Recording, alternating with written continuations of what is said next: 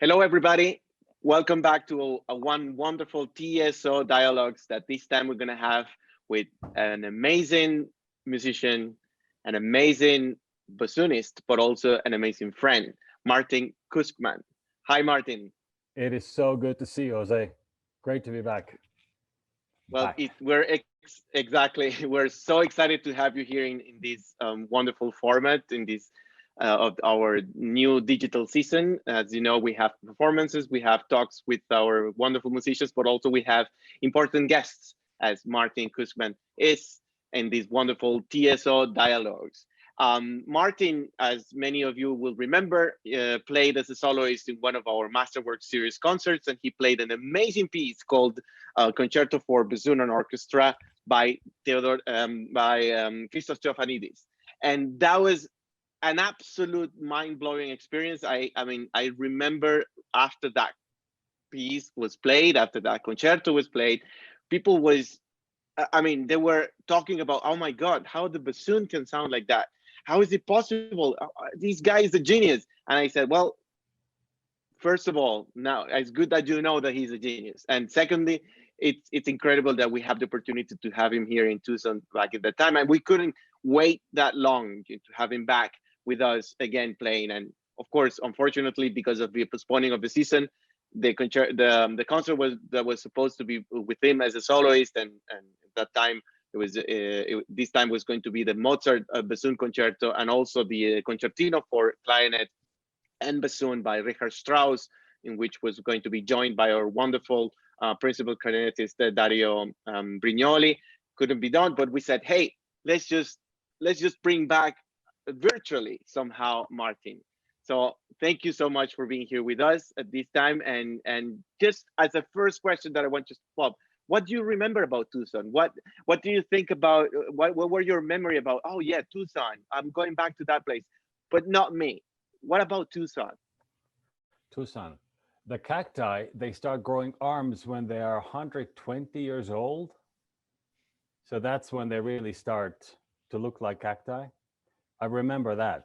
And I remember uh, really what truly I remember a wonderful audience. And it sounds corny to say that wonderful audience, but it's true. The supporters of Tucson Symphony were fabulous and are fabulous, and the orchestra itself is a very high quality.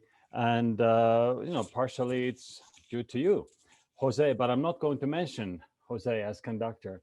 I just love the climate of Tucson. I mean, come on, it's great. And if you pair together the climate, orchestra, the cacti that grow arms at when they reach 80 or 120 years of age, the wonderful people, what else do you want? You just want to go and play there more and more. That's great. Oh well, I love the cacti. Actually, the cacti are the things that I also. I mean, I'm blown away by these things when you see them when you're driving on the road with it. But as you could be blown away by these things of nature, the performing part of a bassoonist as a soloist, what does that mean to a kid that just take an instrument and say, hey, I want to play an instrument, I'll play the bassoon, but I want to be a soloist? When did Martin thought of, hey, I'm sure you were playing in a youth orchestra or something at some point, but also you were playing concerts. When did you decided, like, well, this is a soloist instrument? How is that transition? Is that if there were a transition about that? You know what? It was. It happened very early on. Um, I wasn't always a what you call natural uh, soloist, so to say. I had the jitters and I was nervous, and I didn't really want to be on stage as a younger person, 11, 12. I started at 7. But when I started bassoon at 15, or was I 16? Um, that very year, we went to St. Petersburg with my mom. Um, and St. Petersburg being close proximity to Tallinn, Estonia, about, so we're talking about 300 miles. Uh, I saw a bassoonist perform live.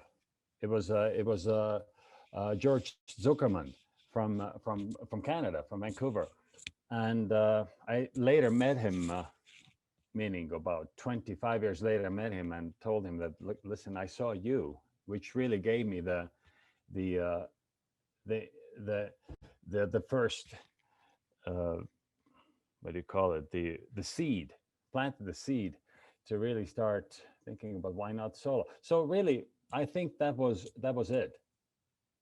And that is possible. The repertoire was great. It was fun, and yes, indeed, I was playing in the youth orchestra at the same time, and or an orchestra in Tallinn Music High School. It was a composers union orchestra, and we toured all over Europe and such.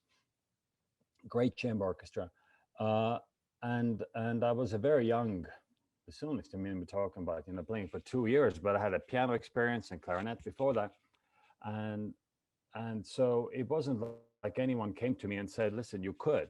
I saw it with my own eyes in the small Glinka Hall in St. Petersburg. And I think that was it. And it was enough for me to just get that seed growing into a nice big plant, cacti, cactus, Exactly. cacti, But cactus. exactly. But now that you mentioned the repertoire of the bassoon can be really interesting. I mean, from Baroque times, but also the classical. But it's important also in your case, the fact that you have been a commissioner. You've been commissioning composers to write you bassoon concertos. So how does that work? I mean, tell us a little bit of I mean, not the process, but is it part of your also your let's say of your journey as a soloist to go out there and get composers to write for the bassoon? Definitely. Absolutely. So Theophanides, Chris Theophanides was the first one I commissioned officially, though a friend of mine, Donald Kurvits, whose works I played a lot, and he's now one of the foremost Estonian composers, he wrote me a piece back in 1992, um, just because I mentioned the idea.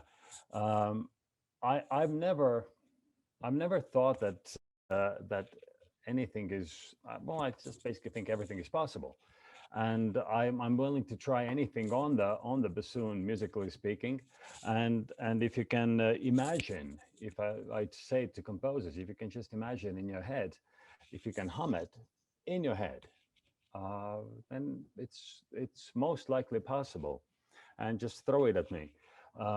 I set no perimeters, and I'm I'm that way in life too, with sports and with not with extreme sports, but just running, skiing, cross country skiing. Um I like to push myself, and but yet not to full extremes. But with bassoon, I have to say that I do push the extremes, and I enjoy the kind of a uh, the first torture, feeling it. Oh, I don't know if that's possible, and but then you relax and you just let the air take care of the rest, and that's that. So uh, I do push the limits very much, but So now, yeah, go ahead. yeah. No, you leave the composers also just to do. I mean, That's the there's a main. bassoon. Just do whatever That's you want. that's the main thing. Forget. They have to forget that it's a bassoon. I plead them to forget what you've studied, forget the scores, forget the books. Just write for an instrument, write for a voice, or single voice, and just do whatever you want to do um, with with that voice. And here's a bottom note, and here's a top note, and go ahead, and then we'll figure out if it's possible or not after all these notes are done. In Chris's case, he had to add a lot of notes because he was taking it easy, and he said it in his interviews too, or when he's talked about the concerto, that he had to add hundreds of notes. Yeah, he had a lot already, but he had to have more notes. But it is it's a very very voice like instrument. Every wind player likes to say that about their instrument. there's truth to it because it comes from be clarinet or oboe or flute or saxophone or bassoon. It comes from inside a trumpet.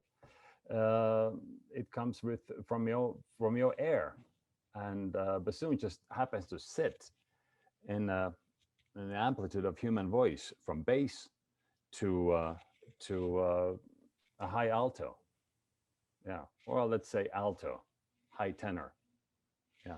That is true. That the range of the bassoon is it's something incredible that you're able to just to jump into those really high registers and really low registers as well, and it has a warmth. I think that Yes, you're absolutely right. It has a warmth of that voice, like a beautiful baritone, but with a little bit higher register as well.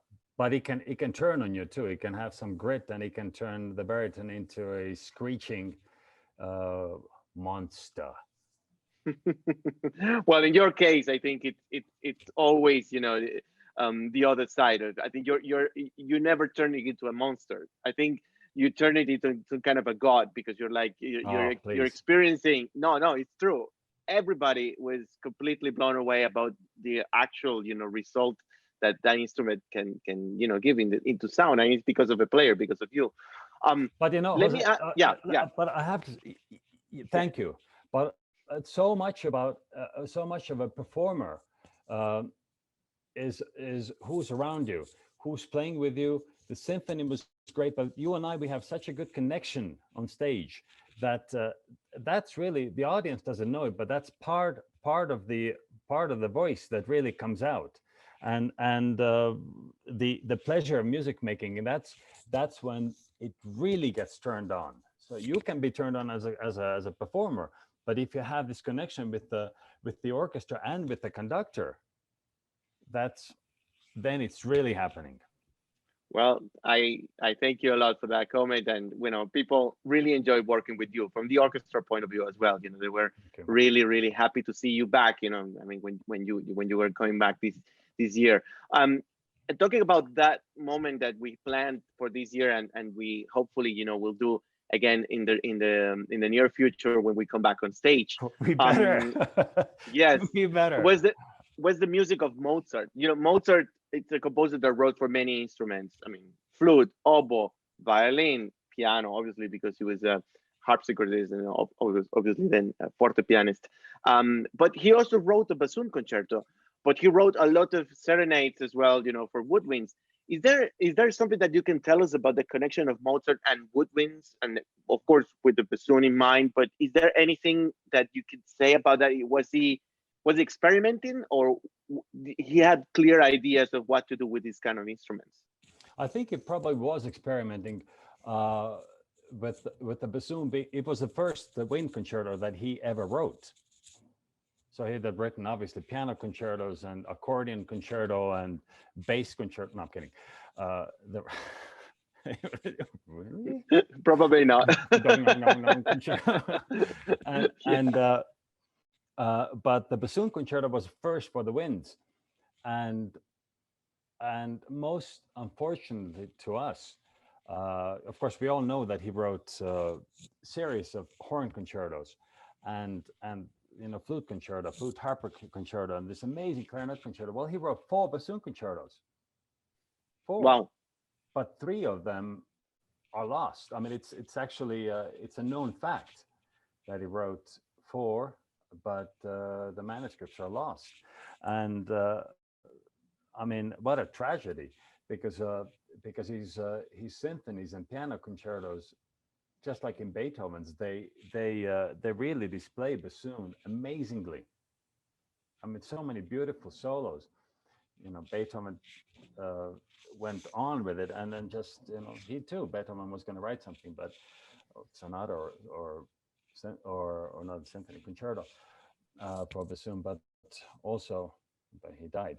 But yeah, Mozart's were simply lost. So other than that, no, I'm not a great scholar of Mozart's music or his wind music, but obviously this concerto is played the most of any bassoon work, and it is a beautiful piece that is always challenging to play, no matter easy. It is technically, but it's Mozart is always challenging for anybody.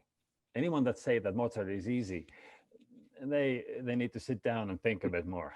Yeah. Exactly. And talking about not so easy things, and to wrap up this wonderful conversation, um, so this quarantine has hit us in many ways. Orchestras, but not only orchestras, schools and families and life itself. How has been the life of a performer like you and a teacher as well, because you're a professor in the university in Denver, during the quarantine? Have you adapted to it? I'm sure you have, but tell us a little bit of this new normality somehow, and how did affect all of this to your normal way of behave as a performer and as a teacher? Yeah, well, I'm back in my office. This is my studio at the University of Denver, and I've been back now since September. And but there was a period from March to when I came back a few weeks ago, when I couldn't get in here. Uh, it's wonderful to be back, of course, and with the University of Denver, the university has done a phenomenal job keeping the pandemic at bay. Everybody, everywhere I look outside the window, they're walking with masks. My students come in with a mask. They change to a rather ridiculous mask, either with a cut slit here or actual mask that is designed for woodwinds. It's very uncomfortable to play with, and it breaks reeds, but it holds the aerosols back, the black mask especially. Um, uh, we have live lessons, 30-minute lessons, not 1 hour. Then we leave the room for 30 minutes and we come back. You just have to go with the flow. But the main thing is that the students are progressing. They're happy. I gave them two 30-minute lessons a week. And actually is great. I used to get 2 lessons a week back in Estonia. It's a normal thing, 2 45-minute lessons. And it goes a long way seeing your students twice a week, even for 30 minutes, very intense 30 minutes. And so life goes on. They keep performing, albeit with masks.